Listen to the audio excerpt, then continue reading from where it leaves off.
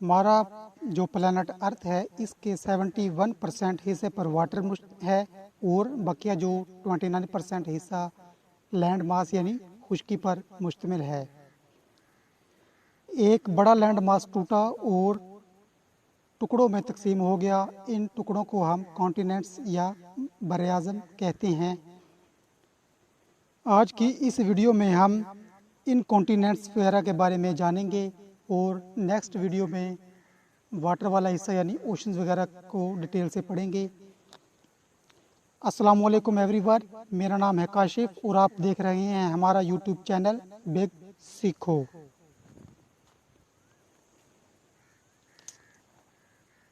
हमारे प्लैनेट यानी अर्थ पर टोटल 7 कॉन्टिनेंट्स यानी 7 बरआज़म हैं। इनको हम एक एक करके अलग अलग जानते हैं। सबसे पहले हम बाय एरिया जानते हैं कि कौन सा कॉन्टिनेंट्स एरिया के लिहाज से किस रैंक पे आता है। तो शुरू करते हैं हम बाय एरिया कॉन्टिनेंट्स।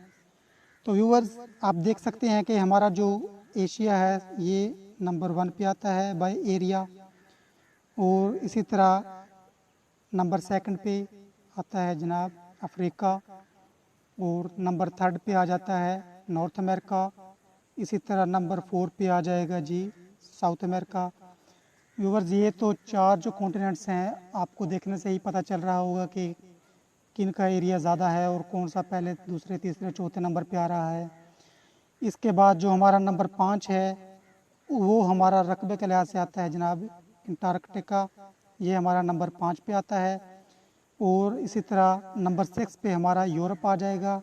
ये यूरोप जो है हमारा नंबर 6 है जी रकबे के लिहाज से। और हमारा जो लास्ट 7 नंबर है वो ऑस्ट्रेलिया है। ये हमारा नंबर 7 पे आ जाएगा बाय एरिया। तो ये तो इनकी होगी एरिया के लिहाज से क्लासिफिकेशन के कौन कौन सा किस नंबर पे आ रहा है। उसके अलावा व्यूवर्स, ये जो इनके दरमियान बाउंड्रीज़ हैं आप देख रहे होंगे कि ये मकाम है, ये जगह है, यहाँ से एशिया और यूरोप आपस में एक दूसरे से अलहदा हो रहे हैं। यहाँ पे पहाड़ी सिलसिला पाया जाता है जिनको यूराल माउंटेन कहते हैं। यूराल माउंटेन की यानी कि मकाम पर ये एशिया और यूरोप एक दूसरे से अलहदा हो रहे हैं।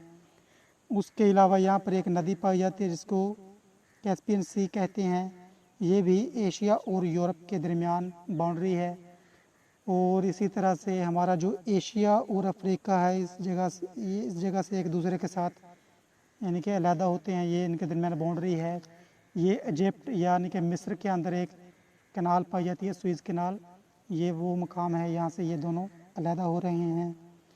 इसी तरह आप अगर देखेंगे तो ये नॉर्थ अमेरिका और साउथ अमेरिका जो है ये कुछ इस मकाम से एक दूसरे के साथ यहाँ से मिले हुए हैं। यहाँ से इनके दरमियान बाउंड्री है। ये पनामा का मकाम है। यहाँ से नॉर्थ अमेरिका और साउथ अमेरिका जो है ये एक दूसरे से जुदा होते हैं। ये तो थे जनाब। इसके अलावा कुछ लोगों का ख्याल है कि एक ये जो न्यूजीलैंड वाला हिस्सा है ये एक 8वां कॉन्टिनेंट से पाया जाता है। इसको ज़रा हम डिटेल से बड़े मैप में देख लेते हैं। तो व्यूवर्स, ये आप देख रहे हैं न्यूजीलैंड वाला हिस्सा जो है जीलैंडिया इसको कहते हैं। इसको एक माइक्रो कॉन्टिनेंट्स कहा जाता है। इसके बारे में ये ख्याल है कि ये 8वां कॉन्टिनेंट है। इसका जो 94% हिस्सा जो है ये ज़मीन का ये पानी के नीचे है और सिर्फ 6% हिस्सा ज़मीन के ऊपर है। ज़मीन का जो है वो पानी के ऊपर है। और इस हिस्से के ऊपर न्यूजीलैंड की क्लासिफिकेशन होगी 7 कॉन्टिनेंट्स की: Asia, Africa, Europe, north America, south America, Antarctica, Australia वगैरह। ये इसी तरह से 7 ही पाए जाते हैं। इसी तरह से ये जो साउथ अमेरिका के लोग हैं उनका ख्याल है कि ये जो नॉर्थ अमेरिका और साउथ अमेरिका आपस में मिले हुए हैं तो इनको भी एक ही कॉन्टिनेंट्स का दर्जा दिया जाना चाहिए। इसी तरह कुछ लोगों का ये भी ख्याल है कि ये जो एशिया, अफ्रीका और यूरोप वगैरह आपस में कनेक्टेड हैं, मिले हुए हैं, तो इनको भी एक ही कॉन्टिनेंट्स का दर्जा दिया जाना चाहिए। लेकिन लोगों की सहूलत के लिए इनको अलग-अलग हिस्सों में तकसीम किया गया है ताकि लोकेशन वगैरह को समझने में आसानी हो। यानी कि अगर किसी को मालूम करना है कि ब्राज़ील किस हिस्से में वाक़ है तो हम समझ सकते हैं कि वो साउथ अमेरिका में है।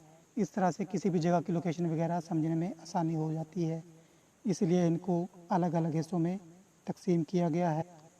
व्यूवर्स, ये तो थी हमारे कॉन्टिनेंट्स की बाय एरिया, यानी कि कौन से नंबर पे आता है। इसके बाद हम इनको देखते हैं पॉपुलेशन के लिहाज से, यानी कि आबादी के लिहाज से कौन सा जो कॉन्टिनेंट्स है वो किस नंबर पे आ रहा है।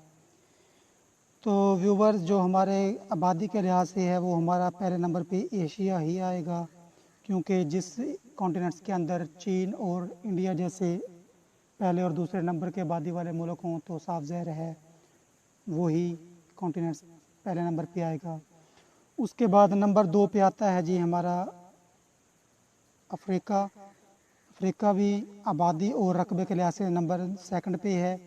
और इसके बाद जो नंबर 3 है यहाँ पे ज़रा तब्दीली आ जाती है। यूरोप जो है बाय एरिया तो काफ़ी पीछे है उसका नंबर, लेकिन जो पॉपुलेशन के लिहाज से है वो नंबर 3 पे आता है यूरोप। इसकी पॉपुलेशन ज़्यादा है, एरिया बेशक कम है। उसके बाद नंबर 4 पे बाय पॉपुलेशन ये आता है हमारा नॉर्थ अमेरिका। और नंबर 5 पे आ जाएगा जी साउथ अमेरिका बाय पॉपुलेशन। उसके बाद नंबर 6 पे हमारा पॉपुलेशन के लिहाज से आएगा जनाब ऑस्ट्रेलिया।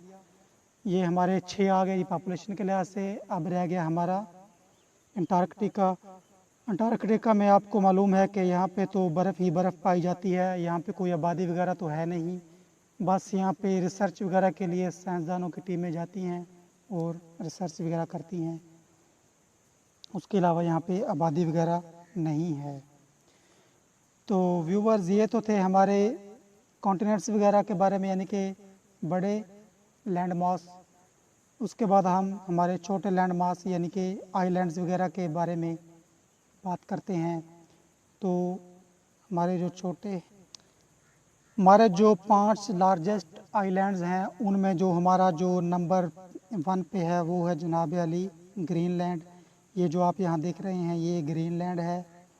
ये ग्रीनलैंड के बारे में ज़रा आपको मैं डिटेल बता दूँ। ये ग्रीनलैंड, ये जो यहाँ एक छोटा सा मुल्क है डेनमार्क, ये उसकी ऑटोनॉमस कॉन्स्टिट्यूएंसी है। ये इस जगह से यानी कि ये इसका पार्ट हुआ करता था। अब इसको आहिस्ता आहिस्ता इसने आज़ादी दे दी है, लेकिन अब भी जो इसका एक्सटर्नल अफेयर्स हैं और जो सिक्योरिटी वगैरह की जो जिम्मेदारियां हैं वो डेनमार्क के पास हैं। और वैसे जो अथॉरिटीज़ वगैरह हैं वो इसकी ग्रीनलैंड की खुद की हैं, वहाँ के लोग यानी कि खुद की अथॉरिटीज़ वगैरह हैं उनकी। उसके बाद ये जो ग्रीनलैंड है आप देख रहे होंगे कि ये नॉर्थ पोल के बिल्कुल करीब है, यानी कि आर्कटिक सर्कल के पास है। यहाँ पे मौसमी हालात यानी कि ठंड वगैरह की शिद्दत बहुत ज़्यादा है, कंडीशंस यानी कि रहने के काबिल इतनी नहीं है ज़्यादा, इसलिए यहाँ पे तकरीबन कोई 56 से 57 हज़ार की आबादी ही रहती है। उसके बाद आप देख रहे होंगे कि ये जो ग्रीनलैंड है वैसे तो ये खूबसूरत जगह है, यहाँ पे सियाती मकाम आते हैं और सियाह वगैरह काफ़ी तादाद में जाते हैं यहाँ विज़िट करने। उसके बाद हमारा जी नंबर 2 पे जो आइलैंड है वो आप देख रहे हैं न्यू गिनी आइलैंड है। ये कुछ इस जगह पे पाया जाता है। न्यू गिनी आइलैंड जो है ये आप देख सकते हैं कि ये इसके ना 2 हिस्से हैं इस जगह से। इसका एक नॉर्थ साइड, इसका एक ईस्टर्न साइड है और एक वेस्टर्न साइड है। ये इसको ज़रा हम एक डिटेल मैप में देख लेते हैं कि कौन सा हिस्सा किसके पास है। तो ये आप देख रहे हैं जो न्यू गिनी आइलैंड है इसका जो ये है जनाब अली ईस्टर्न साइड।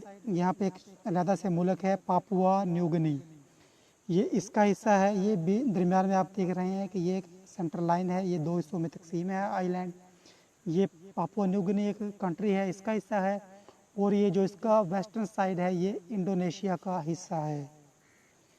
तो ये पापुआ न्यू गिनी वगैरह के बारे में हो गई मालूमात। उसके बाद जो हमारा नंबर 3 है वो है बोर्नियो आइलैंड।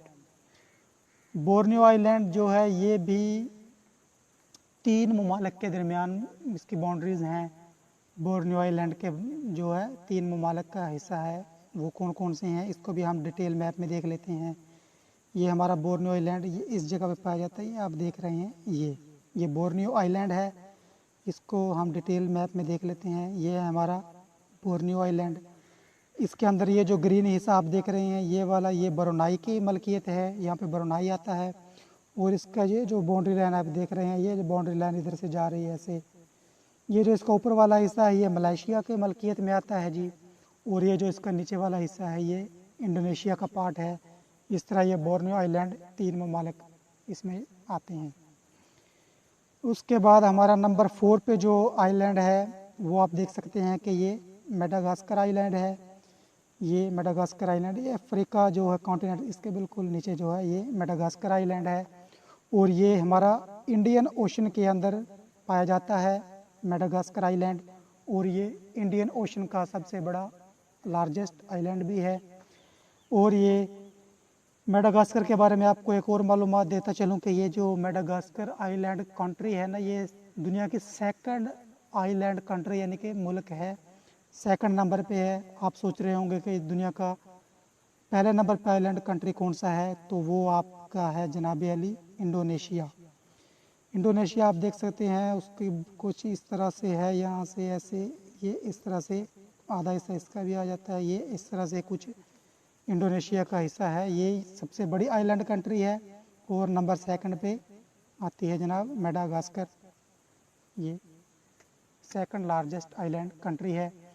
उसके बाद हमारा जो आइलैंड है नंबर 5 पे वो आ जाता है जनाब अली बैफन आइलैंड। ये कुछ इस जगह पे वाक़ है, ये आप देख सकते हैं। ये यहाँ पे कनाडा की मलकियत है, कनाडा का हिस्सा है ये बैफन आइलैंड, कनाडा में वाक़ है। तो व्यूवर्स ये तो थे हमारा आज की वीडियो जिसमें हमने कॉन्टिनेंट्स और आइलैंड्स वगैरह के बारे में डिटेल से मैप के ज़रिए समझने की कोशिश की है। नेक्स्ट वीडियो में हम पानी वाला हिस्सा यानी कि ओशंस वगैरह के बारे में पढ़ेंगे।